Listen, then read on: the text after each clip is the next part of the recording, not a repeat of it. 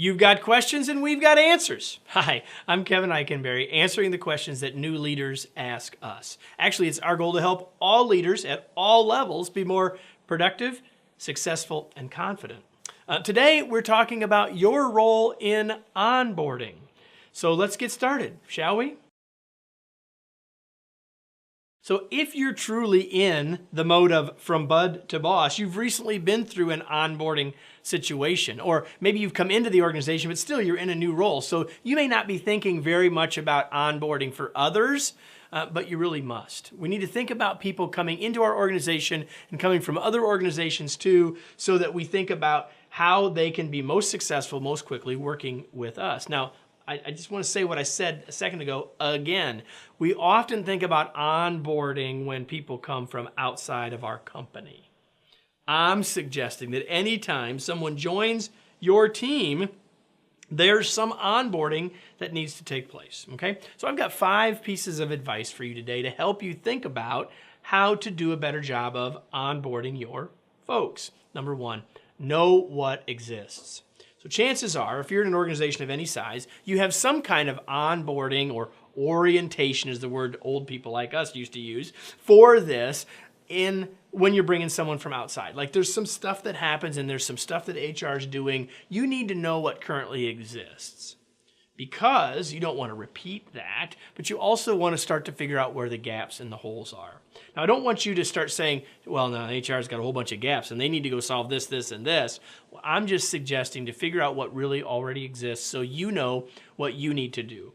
If you want to influence the organization to improve some things, that's great, but it's outside of the scope of this video, okay? Second, have a planned meeting. Someone's joining your team, have a planned meeting with them. And I don't mean by this just put a meeting on your calendar. I mean have a meeting that's well planned, that you've got an agenda of the things that you want to talk about, that you want to engage them in. And it can't just all be you either.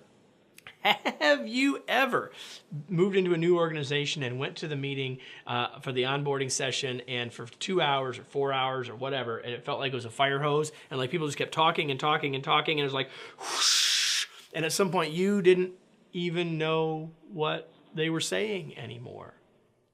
Yeah, I want you to have a planned meeting, but I don't want you to plan to do all the talking.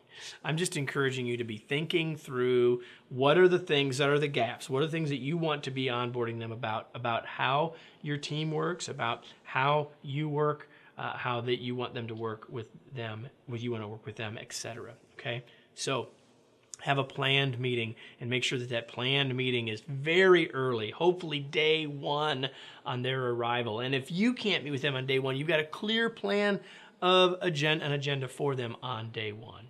Next, set clear expectations. If there's one thing that I talk to leaders about more than any other single thing, if there's one thing that will help you be more effective as a leader and help your team members be more effective sooner than any other one thing, it would be make sure people know what's expected of them.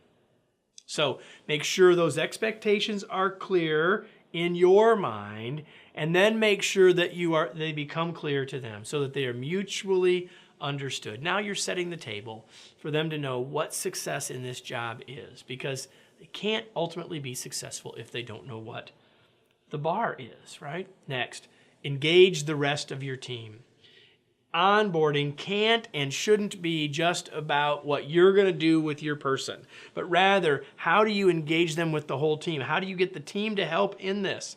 Like even the planned meeting might mean that you're going to spend some time with, have other people meet with them and engage with them.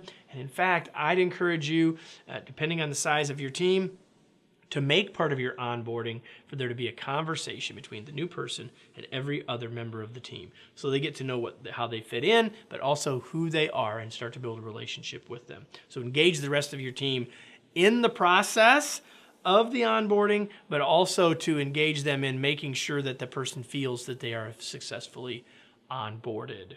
And lastly, assign a buddy. This might not always work, but in some cases, I'd strongly encourage you to think about. Like I remember when I was in church camp when I was a kid, and before you went swimming, you had a buddy. Like someone's watching to make sure you don't get yourself in trouble. And we're not talking about trouble here, but if you think about having a new person join your organization, what if you had someone else in the organization that came alongside them, the person that could answer the question and that they could ask the questions of, that not in front of a large group, they're not going to make them look stupid, becomes a person that can become their buddy, can become their resource for the first week, 2, 3 of their time there. These are just 5 ideas to help you think about onboarding your folks more successfully, so you can get them up to speed faster, so they can become more successful and more productive sooner. Yes, Mr. or Miss Leader, you have a role in onboarding, and I've just told you about part of what that is. If you've got a question you'd like me to talk about in a future episode here, you can always send us an email to info@budtoboss.com, but let me close with today's tweet. Onboarding is a leader's responsibility. It doesn't just belong to HR. Yeah, so I hope this was a helpful video for you. We got tons of helpful resources right here on budtoboss.com. If you can't find the answer to a burning question you've got, as I said, send us an email, info@budtoboss.com, and say, here's my question. We'll either help point you to a resource, or perhaps I'll shoot a video to answer that question. Hope you have a great day. I hope you do visit budtoboss.com. Take advantage of all the free resources as well as the resources that are available to you at a fee. And most of all, I hope you come back and see another episode in the future.